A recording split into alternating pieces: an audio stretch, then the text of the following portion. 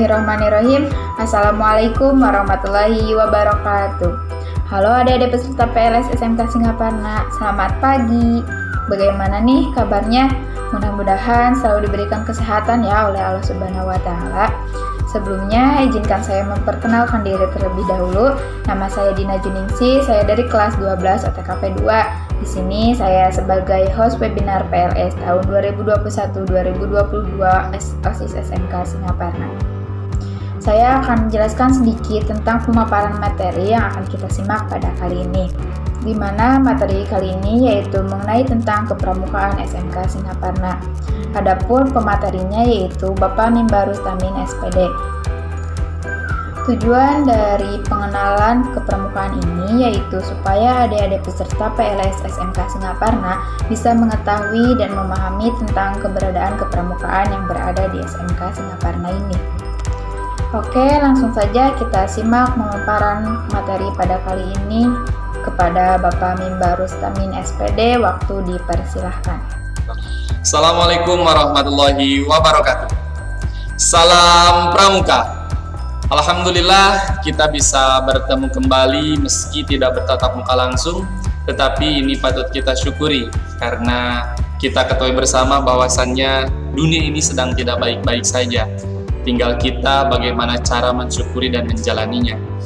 Anak-anakku sekalian, pada kesempatan kali ini saya Mimba Rustamin akan sharing beberapa hal tentang gerakan pramuka, kepramukaan, serta pramuka. Gerakan pramuka yang kita tahu hanya mungkin tepuk-tepukan saja, baris berbaris, ya panas-panasan, jarang mandi mungkin.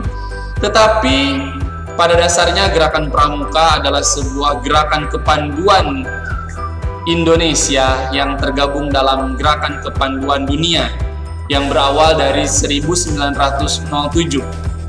Waktu itu Lord Baden-Powell merupakan pendiri gerakan kepanduan dunia, mengadakan sebuah perkemahan yang berawal dari keprihatinan generasi muda yang tidak bisa mengendalikan dirinya, yang tidak bisa membuat sebuah skill terhadap dirinya.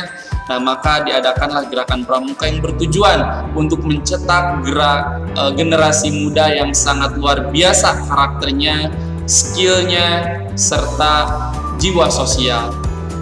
Oleh karena itu, berawal dari 1912 ketika pecahnya Perang Dunia Pertama, yang waktu itu terpecahlah Netherlands of Pathfinderage atau NPO, masuklah kepanduan ke Indonesia yang menjadi benih-benih gerakan kepanduan di Indonesia. Pada waktu itu generasi muda Indonesia sungguh sangat luar biasa semangatnya, membutuhkan sebuah wadah untuk mewadahi jiwa korsa, jiwa persatuan pada waktu itu. Maka terbentuklah beberapa gerakan kepanduan di Indonesia seperti NPO, NIPO, Hizbul Waton, dan sebagainya.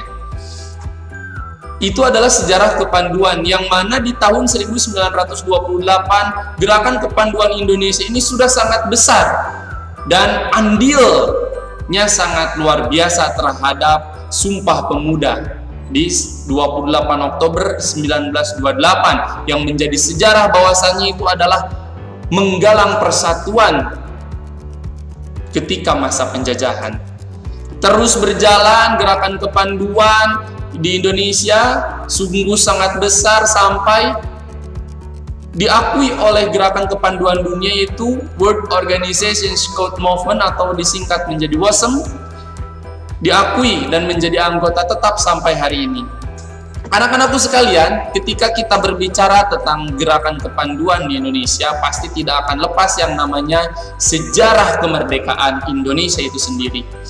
Karena pada dasarnya ketika perjuangan dan pahlawan revolusi pada waktu itu, ketika sejarah kita yang kelam dulu terbagi menjadi dua golongan, yaitu golongan muda dan golongan tua. Nah, golongan tua ini diantaranya ada pendiri gerakan kepanduan di Indonesia, dan golongan muda ini adalah penerus dan pelaksana dari gerakan kepanduan itu, yang mana sampai hari ini gerakan kepanduan di Indonesia, yaitu gerakan pramuka, diakui menjadi berwujud sebagai undang-undang nomor 12 tahun 2010, satu-satunya organisasi yang mempunyai undang-undang sendiri. Sungguh sangat luar biasa sekali, dan diakui oleh negara Republik Indonesia bahwasannya gerakan pramuka harus menjadi ekstrakurikuler wajib. Bahkan dalam setiap pembelajaran itu harus masuk yang namanya butir-butir atau isi dari karakter gerakan kepanduan Indonesia, yaitu gerakan pramuka. Sungguh sangat luar biasa sekali, karena gerakan pramuka ini mempunyai 3 janji, yaitu Trisatya, dan 10 pengabdian yang disebut dengan Dasa Dharma. Maka di tahun 2014 itu ada yang namanya Permendikbud nomor 63.A tahun 2014 yang berisi bahwasannya pramuka adalah ekstrakurikuler wajib di semua jenjang sekolah. Jadi, apa yang salah dengan gerakan pramuka ketika gerakan pramuka hari ini susah peminat? Nah, sebenarnya bukan masalah di gerakan pramukanya. Gerakan pramuka sebuah sistem yang sangat luar biasa, tetapi peminatnya, kita sebagai generasi muda ya tidak sadar akan luar biasanya yang namanya manfaat dari gerakan pramuka itu sendiri. Adik-adikku sekalian, ketika kita berbicara gerakan kepanduan di dunia, 80% anggota dari gerakan kepanduan dunia ada di Indonesia. Negara-negara lain hanya 20%. Karena hanya di Indonesia lah gerakan kepanduan dijadikan ekstrakurikuler wajib. Dari TK disebut prasiaga, di SD ada siaga dan penggalang, di SMP ada penggalang, di SMA dan sederajat ada penegak, dan di perguruan tinggi ada pandega, dan dari usia 26 ke atas adalah seorang pembina. Semuanya itu adalah pramuka. Apa pramuka? Pramuka itu adalah anggota dari gerakan pramuka. Dan gerakan pramuka itu sendiri adalah wadah dari pramuka itu, organisasinya. Dan apa kepramukaan? Kepramukaan adalah ilmu atau kegiatan yang dilaksanakan dalam gerakan pramuka itu sendiri dan dilaksanakan oleh pramuka.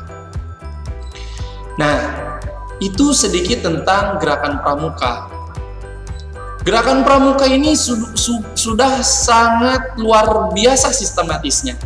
Berawal dari Kuartir Nasional yang membawahi satu Indonesia atau disingkat dengan Kuarnas. Ke bawahnya turun ada kuartir daerah, disingkat menjadi Kuarda, yaitu tingkat provinsi. Ada kuartir cabang, disingkat menjadi Kuarcap, yaitu sejajar dengan tingkat kota atau kabupaten. Ada kuartir ranting, disingkat menjadi Kuaran, tingkat kecamatan. Dan ada gugus depan, itu tingkat sekolah-sekolah. Dan gugus depan pun terbagi menjadi ada gugus depan perindukan siaga, ada pasukan penggalang, ada pangkalan ambalan penegak, dan ada racana pandega. Nah, pandega ini adalah perguruan tinggi yang mana usia dari anggotanya adalah 21 sampai 25 tahun. Nah, pandega sendiri mempunyai warna khas, yaitu warna coklat. Kenapa warna coklat? Karena coklat merupakan sebuah warna dari kematangan. Kematangan di sini adalah bahwasannya pramuka pandega harus mempunyai kematangan sosial, kematangan karakter. Karena usia 21 sampai 25 dalam gerakan pramuka sudah harus wajib membantu ikut serta membangun masyarakat. Yang kedua, turun dari pandega ada penegak yang berusia 16 sampai 20 tahun. Nah, penegak mempunyai warna khas, itu warna kuning. Kenapa warna kuning? Warna kuning di sini adalah warna yang mulai masak, mulai matang. Kalau remaja beranjak ke dewasa, nah disinilah para penegak ini yang menentukan jati dirinya mau dibawa kemana hari esok mereka. Nah, maka skill yang sangat ditekankan di usia penegak ini mau dibawa kemana, mau menjadi apa. Oleh karena itu, di tingkat SMA di dalam gerakan pramuka, skill itu sungguh sangat ditekankan. Kamu mau bisa apa, kamu ingin apa. Jadi tidak membabi buta berkegiatan, hanya berkegiatan saja, tetapi mempunyai tujuan pasti. Jiwanya, dirinya mau dibawa kemana. Nah, di sanalah penegak.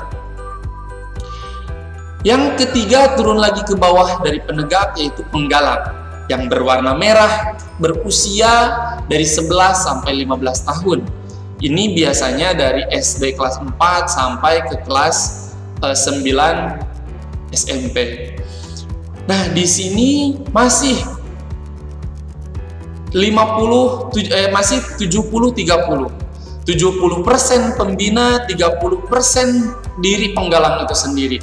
Nah, hanya disinilah para pramuka belajar tentang tepuk-tepukan, belajar tentang belajar sambil bermain, masih banyak di sini. Yang paling banyak adalah di sini.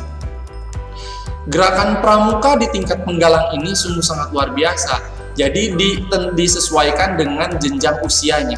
Jadi tidak semata-mata terus saja belajar tentang materi dan teori. Di sini 70% bermain, tetapi permainan yang mengandung sebuah pembelajaran meskipun tidak dirasa secara langsung. Nah, seperti semapur, morse, sandi-sandi, disinilah dipelajari secara langsung. Turun lagi ke penggalang, ada yang namanya siaga. Siaga ini mempunyai warna hijau. Kayak kalau di buah-buahan, mungkin ini baru berbuah, baru menjadi buah. Kalau bahasa Sundanya masih pentil. Nah, masih pentil. Nah, disinilah pembangunan karakter dimulai. Pengarahan karakter dimulai di sini. Oleh karena itu, di tingkat SD, di siaga, ini masih sangat full semuanya berbentuk permainan yang mengandung pendidikan. Nah, pada hari ini ada yang namanya prasiaga yang di jenjang TK, PAUD dan sebagainya. Adik-adikku sekalian, kalau kita telaah hari ini, pramuka ataupun organisasi yang lainnya sama saja. Karena apa? Karena kita memandang itu biasa-biasa saja. Kenapa? Karena kita tidak ada di dalamnya. Padahal gerakan pramuka ini berbanding lurus dengan agama Islam. Kenapa? Gerakan kepanduan dunia mempunyai syarat. Suatu negara bisa mengadakan kepanduan di negara tersebut harus mempunyai agama.